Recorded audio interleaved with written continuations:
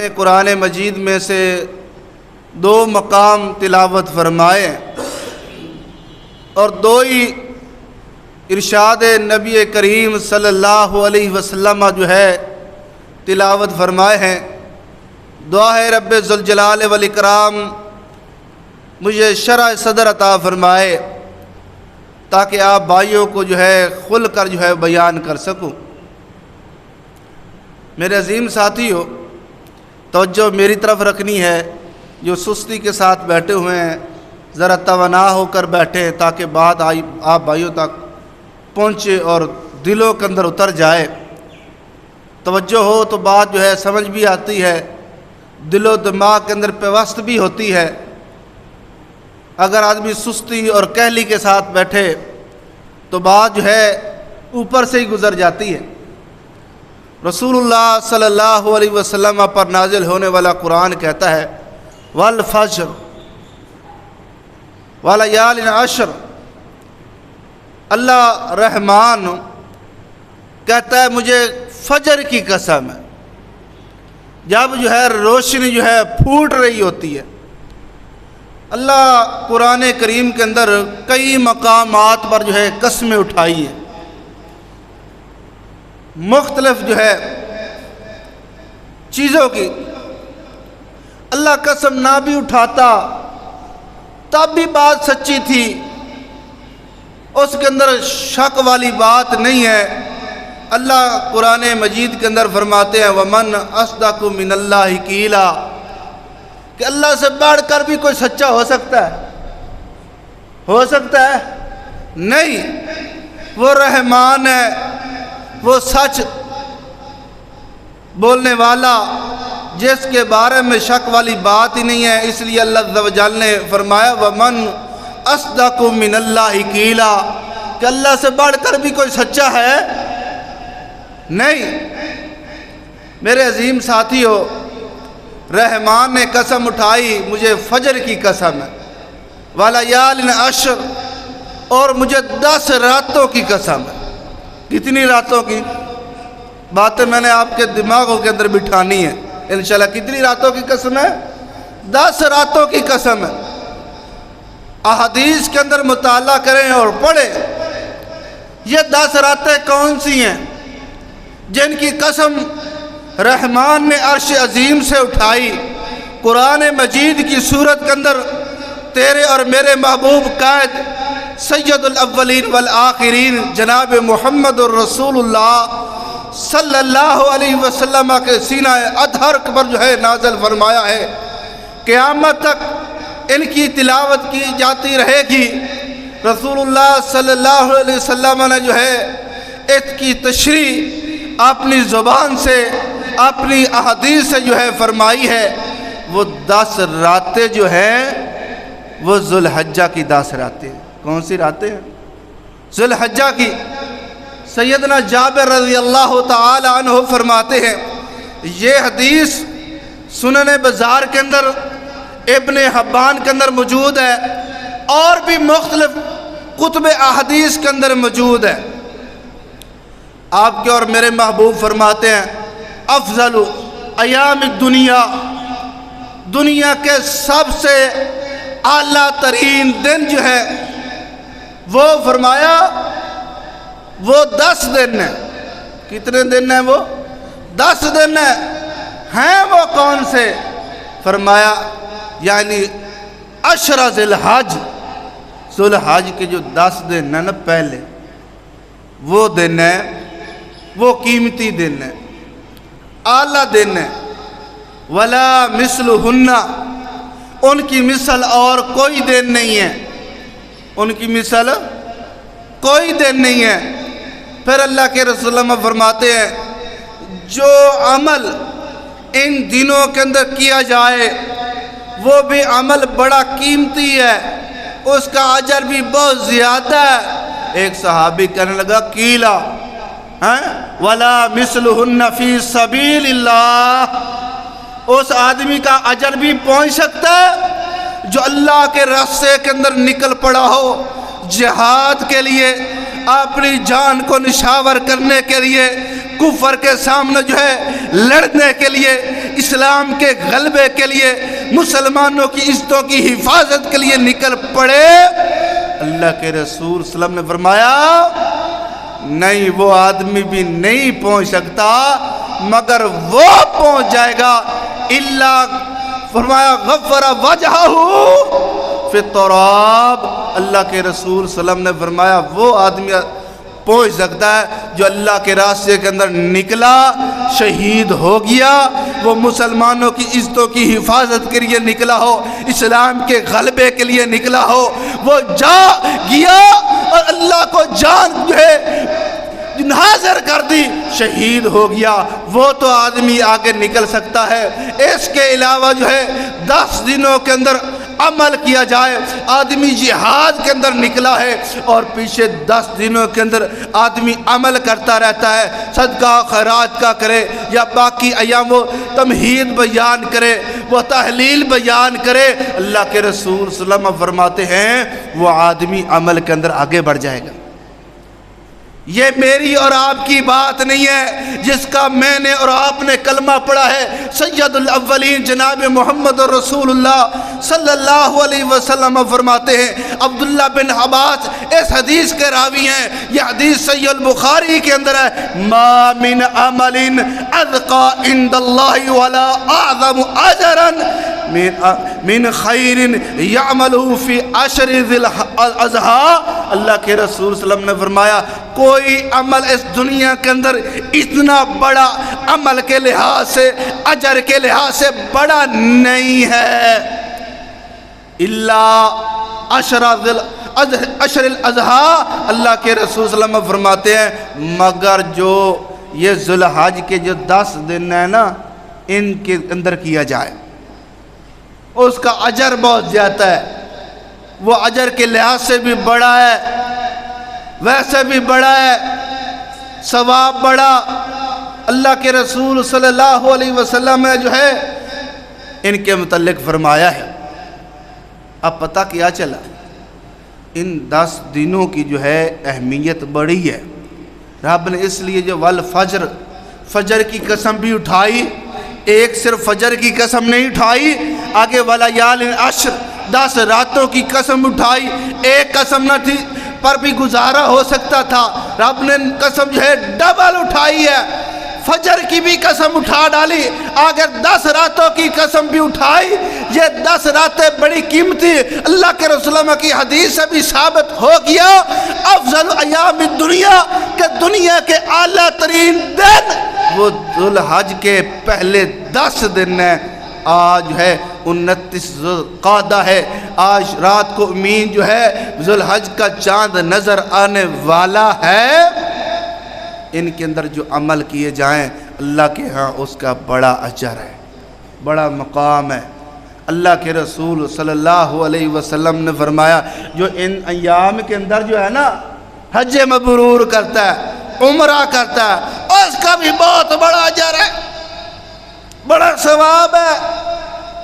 اللہ کے رسول صلی اللہ علیہ وسلم نے فرمایا العمرۃ الی العمرۃ کفارۃ لما بینہما والحج المبرور له جزاء الا الجنہ، یہ حدیث صحیح البخاری اور مسلم کے اندر موجود ہے۔ امام الانبیاء جناب محمد رسول اللہ صلی اللہ علیہ وسلم فرماتے ہیں جو آدمی عمرہ کرتا نا، عمرہ تک جو ہے وہ آدمی کے لیے کفارہ ہے، عمرہ تک جو ہے کفارہ ہے، لیکن جو حج مبرور ہے، حج مبرور الا جزاء الجنہ، اس کا بدلہ جنت ہے۔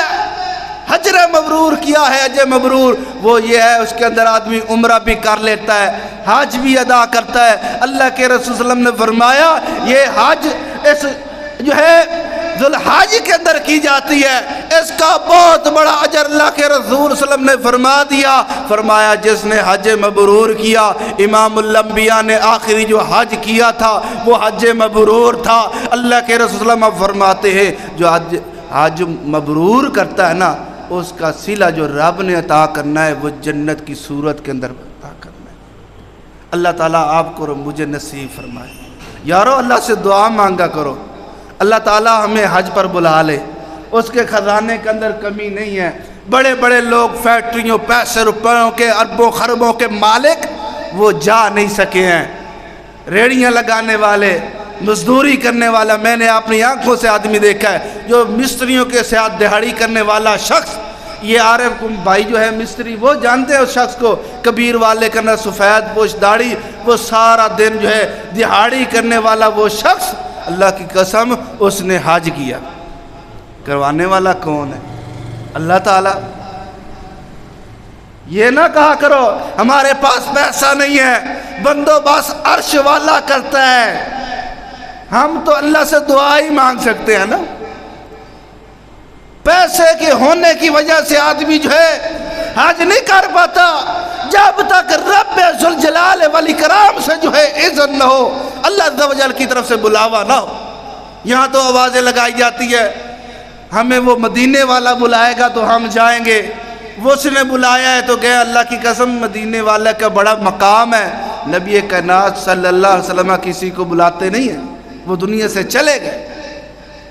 یہ والا عقیدہ رکھنا غلط ہے۔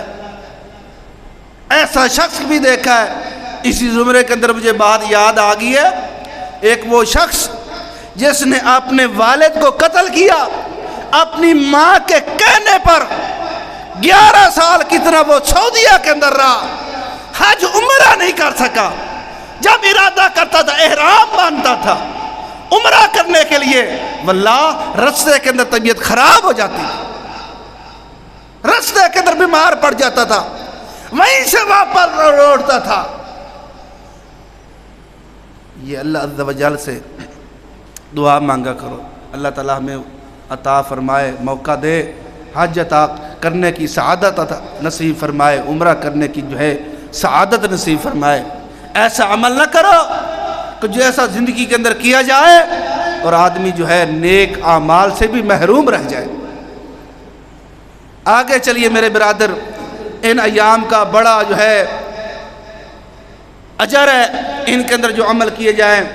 سیدنا عبداللہ بن عمر رضی اللہ تعالی عنہما فرماتے ہیں ما من ایام اعظم عند اللہ ولا احب الیہ العمل فیہن من هذه الایام العشر۔ رسول اللہ صلی اللہ علیہ وسلم نے فرمایا ان ایام کے اندر جو عمل کیا جاتا ہے وہ اللہ کے ہاں اس کا بہت بڑا اجر ہے، اور اللہ کو وہ عمل بہت زیادہ محبوب ہے، پسند ہے۔ کیا فیہن من هذه الایام العشر، جو ان 10 دنوں کے اندر کیا جائے، جو ان 10 دنوں کے اندر کیا جائے۔ فرمایا فاکثروا فیہن من التحلیل والتکبیر والتمہید، تم جو ہے ان 10 دنوں کے اندر جو ہے اللہ کی تمہید، تمجید، تعریف جو ہے بیان کیا کرو، ذکر کرو کثرت کے ساتھ۔ اللہ کے رسول صلی اللہ علیہ وسلم کے جو صحابہ کرام تھے، اللہ کے رسول صلی اللہ علیہ وسلم خود جب چاند نظر آ جاتا عید کا، اور یہ ذوالحج کا چاند، تکبیرات کہا کرتے تھے۔ ہماری تو عادت نہیں ہے نا، بہت زیادہ لوگ جو ہے تکبیرات نہیں کہتے، تسبیحات نہیں بیان کرتے، اللہ کی تعریف نہیں بیان کرتے۔ اللہ کی قسم اللہ کی تعریف بیان کیا کرو، صبح و شام تسبیح بیان کیا کرو۔ ان ایام کے اندر رب کی تعریف بیان کرنا، سبحان اللہ، الحمدللہ، اللہ اکبر، لا حول ولا قوت الا باللہ، ان تسبیحات کا پڑھنا یہ بہت بڑا اجر ہے۔ ان ایام کے اندر جو ذکر و اذکار کیے جائے اس کا اجر بھی اللہ کے ہاں بہت زیادہ محبوب ہے، اللہ کو پسند بھی ہے، اجر بھی بہت زیادہ ہے۔ آگے چلیے، سیدنا ابو مالک اشعری رضی اللہ تعالیٰ عنہ فرماتے ہیں اللہ کے رسول صلی اللہ علیہ وسلم نے فرمایا کہ الطہور شطر الایمان، صفائی نصف ایمان ہے۔ پھر فرمایا والحمدللہ تملأ المیزان وسبحان اللہ والحمدللہ، فرمایا تملأ آنی او تملأ ما بین السماوات والارض، سبحان اللہ، الحمدللہ، لا حول ولا قوت الا باللہ، لا الہ الا اللہ، یہ پڑھنے سے اللہ عز و جل کا جو ہے میزان بڑھ جاتا ہے۔ کیا بڑھ جاتا ہے؟ میزان بڑھ جاتا ہے۔ پھر فرمایا آسمان اور زمین کے درمیان جتنا خلا ہے نا، ایک مرتبہ، زیادہ نہیں، ایک مرتبہ الحمدللہ، لا الہ الا اللہ، سبحان اللہ کہنے کی وجہ سے یہ سارا کا سارا جتنا خلا نظر آتا ہے یہ نیکیوں سے بڑھ جاتا ہے۔ سبحان اللہ کہہ دو نا یار، وہ کمی ہوندی پئی ہے، خرچہ تو نہیں ہوندا نا۔ سبحان اللہ، الحمدللہ، لا حول ولا قوت الا باللہ، یہ کہنے کی وجہ سے، لا الہ الا اللہ کہنے کی وجہ سے اللہ کا میزان بڑھ جاتا ہے۔ یہ جو آسمان اور زمین کے درمیان خلا ہے، آپ میں سے کوئی آدمی یہ اپنے دماغ کے اندر، دل و دماغ کے اندر سوچ سکتا ہے یہ کتنا بڑا خلا ہے کسی کے دماغ کے اندر؟ ہم کو یہ جو مسجد ہے اتنا بڑا خزانہ مل جائے تو ہم سمجھے گا یہ بھی اور بڑا خزانہ میں مل گیا مفت۔ یہ جو آسمان اور زمین ان کے درمیان خلا ہے، یہ سبحان اللہ، الحمدللہ، لا حول ولا قوت الا باللہ کہنے سے، لا الہ الا اللہ کہنے کی وجہ سے نیکیوں سے بھر جاتا ہے۔ بات یہاں تک بس نہیں ہے، آپ کے میرے محبوب قائد سید الاولین والآخرین جناب محمد رسول اللہ فرماتے ہیں جب مجھے معراج ہوئی نا، سیدنا ابراہیم جد الانبیاء سے ملاقات ہوتی ہے، سلام دعا ہوتی ہے، انہوں نے کہا یہ حدیث صحیح البخاری کی اندر ہے، فرماتے ہیں اے محمد صلی اللہ علیہ وسلم جب آپ اپنی امت کے پاس واپس جانا، امت کو میرا سلام کہنا کہ ابراہیم علیہ السلام سلام کہہ رہے ہیں، اور ساتھ میں بتلا رہے ہیں جنت کا جو میدان ہے نا، جنت کا علاقہ وہ چٹیل میدان ہے۔ وہ کیا ہے؟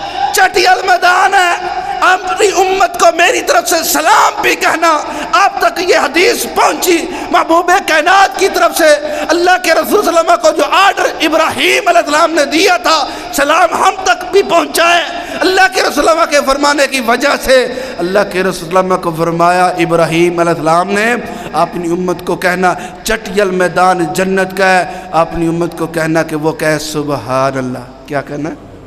پڑھو یار، کیا کہنا ہے؟ سبحان اللہ۔ آپ کی امت ایک مرتبہ سبحان اللہ کہے گی، اللہ عز و جل اس چٹیل میدان کے اندر ایک درخت لگا دے گا۔ کیا لگا دے گا؟ ایک درخت لگا دے گا۔ وہ درخت کتنا بڑا ہے؟ اللہ کے رسول صلی اللہ علیہ وسلم فرماتے ہیں، وضاحت فرمائی ہے، عربی نسل کا گھوڑا 100 سال تک دوڑتا رہے اس کا سایہ ختم ہونے کا نام نہ لے، اتنا بڑا درخت لگتا ہے۔ ہمارا کوئی زور لگتا ہے؟ لگتا ہے زور؟ ہم جو ہے ایک دوسرے کو بلانے کے لیے گالیاں نکال لیتے ہیں، گیلے شکوے جو ہے نکال لیتے ہیں، بہت سی باتیں کر لیتے ہیں، ذکر نہیں نکلتا۔ اور ذکر کیا کرو، الا بذکر اللہ تطمئن القلوب، خبردار دلوں کا زنگ اتارنے والا، دلوں کو سکون دینے والا وہ اللہ کا ذکر ہے۔ صبح و شام ذکر کیا کرو۔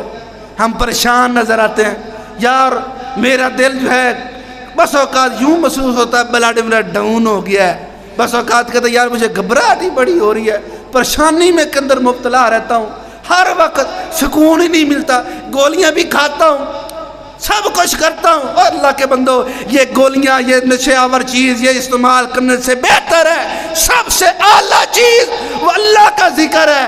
ذکر کیا کرو۔ سبحان اللہ کہنے سے رب بھی راضی ہوتا ہے، درخت بھی لگتا ہے، آسمان اور زمین کے اندر جو خلا ہے یہ نیکیوں سے بھی بھرتا ہے، ذخیرہ آخرت بھی بنتا ہے، دنیا کے اندر سکون بھی ملتا ہے۔ یہ کتنی بڑیاں نیکیاں، کتنے بڑے اس کے فوائد ہم اس سے محروم رہتے ہیں۔ رکھتے بھی اپنے آپ کو کھوتے ہیں۔ یہ آپ نے دیکھا ہوگا جو لوگ نماز نہیں پڑھتے نا، بیشک ان کے پاس مال متاع جتنا ہو، ساز و سامان، نماز بھی ذکر ہے، نماز بھی ذکر ہے، وہ کبھی سکون سے زندگی نہیں بسر کر رہے ہوتے۔ جن کا تعلق رحمان کے ساتھ ہوتا ہے نا، اس کو جو ہے ہر وقت یہ لگی رہتی ہے کہ میرا تعلق اللہ کے ساتھ ٹوٹے نہیں۔ جو حقیقی نمازی ہوتا ہے، واللہ یہ حقیقت بات کر رہا ہوں، لیٹ سویر بس اوقات ہو جاتی ہے، جب تک وہ شخص نماز نہیں نہ پڑھ لیتا اس کے دل کو سکون نہیں آتا، اس کے دل کو سکون نہیں آتا، بے قراری لگی رہتی ہے، بے چینی ہوتی ہے کہ اللہ میرا ناراض نہ ہو جائے، اس کا حکم میں پورا کر لوں۔ جو ہے ہی فارغ، اس نے فارغ ہی رہنا ہے، اس کو نہ دنیا کے اندر سکون ملنا ہے نہ آخرت والے دن سکون ملتا ہے۔ اور یہ بھی بات ذہن نشین فرما لیں، میری اور آپ کی ماں صدیقہ کائنات زوجہ رسول ماں جی عائشہ رضی اللہ تعالیٰ عنہ ام المومنین فرماتی ہیں اللہ کے رسول صلی اللہ علیہ وسلم نے فرمایا کہ اللہ تعالیٰ کو وہ عمل بہت زیادہ محبوب ہے، پسند ہے، جو بے شک تھوڑا کیا جائے، بے شک تھوڑا کیا جائے لیکن مستقل کیا جائے، لیکن مستقل کیا جائے، وہ اللہ کو بڑا پسند ہے۔ ساڑی تو صورت حال ہوندی ہے ایک ادھا دے اسا محنت چنگی کرنی ہے، چنگی عبادت کرساں، دو دے کھاتا ہی صاف۔ یہ جو ماہ رمضان گزرا ہے آپ کو بڑے لوگ ملے ہوں گے جنہوں نے سارے روزے رکھے، ساری نمازیں پڑھی، صدقہ خیرات بھی کیا، جماعت سے پیچھے بھی نہیں رہے، تراویح بھی پڑھتے رہے، یا شوال کا نظر آیا چاند، ادھر سے شیطان بھی چھوٹ گیا، ادھر سے یہ بندہ بھی اللہ کے ساتھ چھوٹ گیا۔ کیا فائدہ اس کا؟ کوئی فائدہ نہیں۔ مستقل مزاجی ہو، اللہ کے ساتھ تعلق آدمی کا جڑا رہے۔ آگے میرے برادر رسول اللہ صلی اللہ علیہ وسلم فرماتے، ام سلمہ رضی اللہ تعالیٰ عنہ فرماتی ہیں رسول اللہ صلی اللہ علیہ وسلم نے فرمایا من رأى ہلال ذی الحجۃ واراد ان یضحی فلا یأخذ من شعرہ ولا من اظفارہ۔ یہ حدیث صحیح مسلم کے اندر ہے۔ اللہ کے رسول صلی اللہ علیہ وسلم نے فرمایا جب ذوالحج کا چاند نظر آ جائے نا، ذوالحج کا، شام سے پہلے پہلے جس بھائی نے ناخن تراشنے وہ تراش لے، جس نے اپنے زیر ناف بغلوں کے بال صاف کرنے وہ کر لے، مونچھیں کاٹنی ہے کاٹ لے، سر کے بال کاٹنے کاٹ لے۔ اللہ کے رسول نے فرمایا جب ذوالحج کا چاند نظر آ جائے نا، پھر اپنے جو ہے نہ بال کاٹے نہ ناخنوں کو کاٹے، یہ کام نہیں کرنا۔ اس حدیث کے اندر تو واضح یہ ہے من اراد ان یضحی، جو آدمی یہ ارادہ رکھتا ہے نا میں نے قربانی کرنی ہے، اس کے لیے اشارت لگائی ہے۔ لیکن دوسرے مقام پر اللہ کے رسول کا یہ بھی فرمان ہے جس کے پاس طاقت نہیں نا قربانی کرنے کی، جس کے پاس طاقت نہیں قربانی کرنے کی، وہ بھی نہ کاٹے، وہ بھی نہ کاٹے۔ اللہ تعالیٰ نیت کا بھی اجر عطا کرے گا۔ کس کا بھی اجر عطا کرے گا؟ نیت کا۔ اللہ کے ہاں کوئی یار مشکل ہے؟ ہمارے ہاں مشکل ہے نا، اللہ کے ہاں کوئی مشکل نہیں۔ ہماری روٹین کیا ہے؟ ہم نے ان ایام کے اندر خصوصاً جب ذوالحج کا چاند نظر آ جانا اپنی بناوٹ شناوٹ اسا بڑی ترجیح دینے ہیں۔ اس وقت داڑھی بھی منا لیں گے، مونچھیں بھی کٹوائیں گے، ناخن بھی ترشوا لیں گے، پھر قربانی کا کیا فائدہ ہے؟ کوئی قربانی نہیں ہے۔ بات اللہ کے رسول کی ماننی نہیں۔ وَمَا أَتَاكُمُ الرَّسُولُ فَخُذُوهُ वमा नहाकुम अन्हु फंतहु। रब का कुरान कहता है जो हुक्म, जो आर्डर, जो ऑर्डिनेंस इमाम अल अंबिया तुमको दे दे उसको ले लो। जहां से रोके रुक जाए, यहाँ हुक्म अल्लाह के रसूल का मानता नहीं है, मन मर्जी अपनी ख्वाहिश नफ्स के पीछे लगकर वो नाखनों को भी तराश लेता है, मूछें भी बना लेता है, सर के बाल भी काट लेता है, जेरे नाप बाल भी साफ कर लेता है। बताओ उसने अल्लाह के रसूल की बात को माना है, अमल किया? बाकी अय्याम के अंदर चाहे वो माँ एक माँ करीब नहीं जाता। जब ये देना था यार लोग मिल सकता यार मुच्छा वधी हुई हैं, लोगों को देखता है, सैयदुल अव्वलीन वल आखिरीन इमाम अल अंबिया को नहीं देखता। उनका ऑर्डर किया है। यारो मुझे याद आया अल्लाह के रसूल मस्जिद नबी के अंदर बैठे हुए हैं, अल्लाह के रसूल सहाबा कराम जा रहे हैं, आवाज लगाई कि वापस आ जाओ, बैठ जाओ। बैठने का कहा, अब्दुल्ला बिन जो है मसूद रज़ी अल्लाह ताला मस्जिद के दरवाजे के अंदर ही बैठ गए।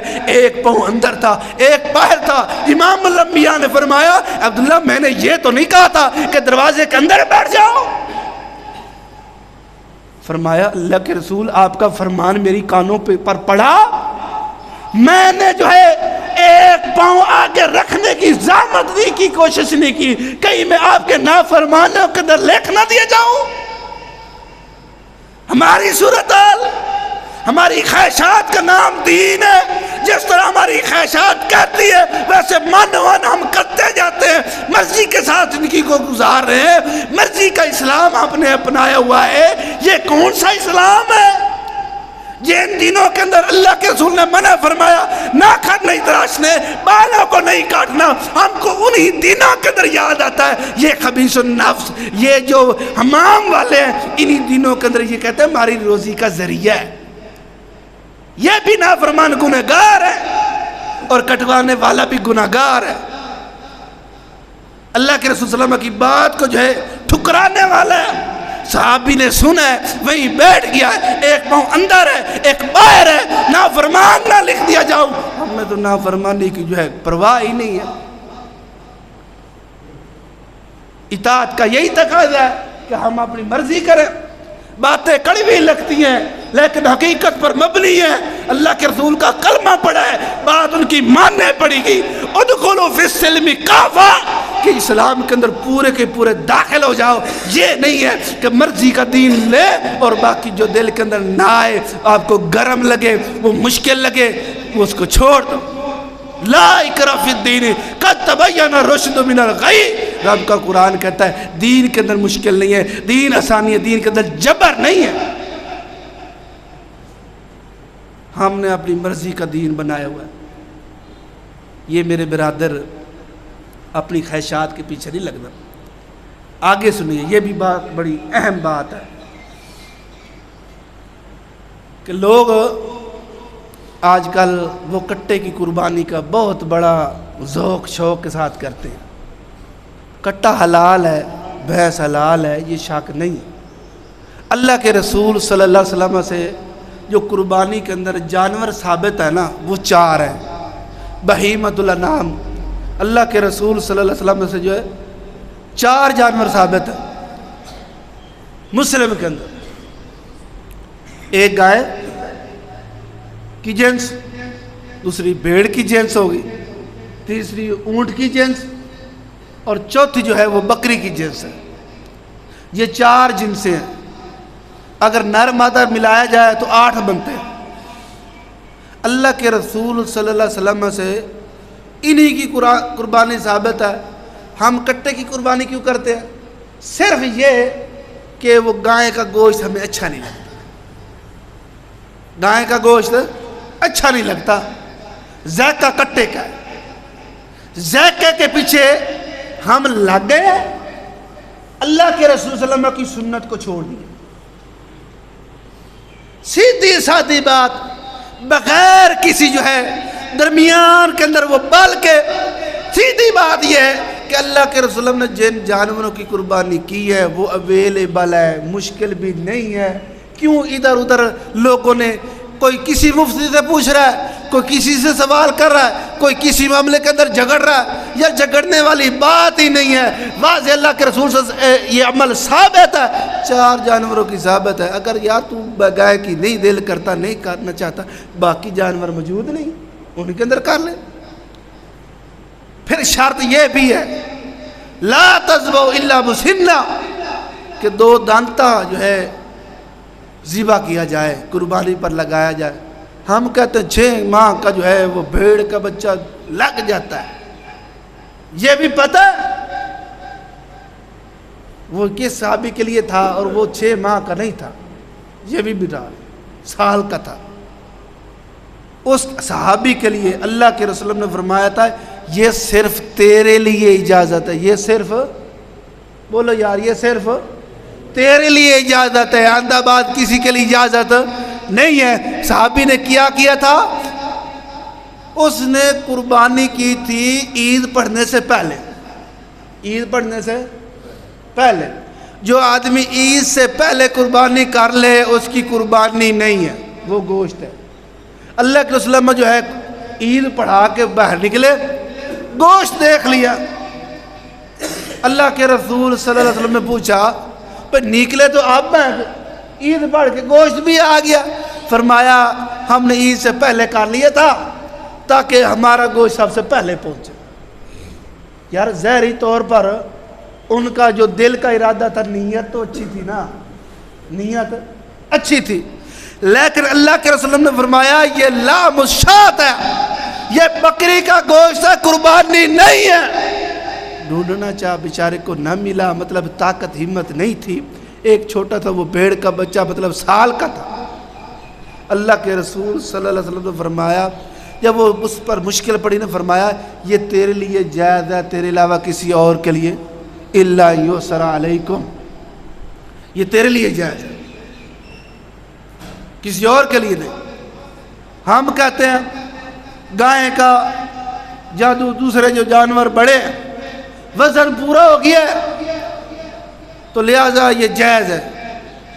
یہ اللہ کی قسم جائز ناجائز کا ہمارے پاس کسی مفتی محدث کے پاس ہے تھا اختیار نہیں، نہ کسی امام کے پاس اختیار ہے، نہ کسی صحابی کے پاس اختیار ہے۔ اللہ اس کے رسول نے جو فرمانا ہے صحابی نے بھی وہی عمل کرنا ہے، ہمارے لیے بھی وہی آرڈر ہے۔ صحابہ نے بھی ایسا نہیں کیا کہ اپنی مرضی کی ہو۔ ہم نے اماموں کی باتوں کو، مفتیوں کو، عالموں کو، حافظوں کو، ان لوگوں کی باتوں کو ہم نے شریعت بنا لیا ہے۔ شریعت ان کا نام نہیں ہے، قال اللہ و قال رسول کا نام شریعت ہے، اللہ اس کے رسول کے فرمان کا نام شریعت ہے۔ اور قربانی کا گوشت رب کو نہیں پہنچتا، ہمارا تقوی پہنچتا ہے۔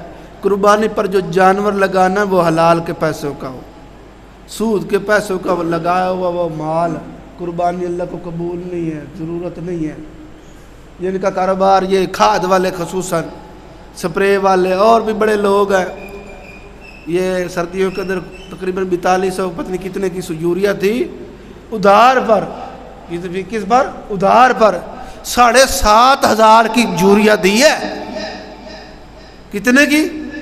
7500 کی۔ انہیں 7500 دی یوریا دیتی ہے، وہ دا مال تو حلال دو ہے نا، ہاں وہ جو قربانی کرے وہ تو اللہ دے ہاں قبول ہے، کوئی قبول کوئی نہیں۔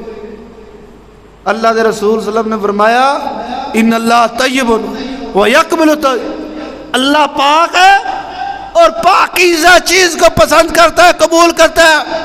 یا ایھا الرسل کلوا من الطیبات واعملوا صالحا، رب کا قرآن کہتا ہے اے میرے رسولو کھانا حلال ہے، پاک کھانا ہے، عمل بھی صالح کرنے ہیں۔ جو لوگ کھائیں گے حرام وہ عمل بھی برے کریں گے۔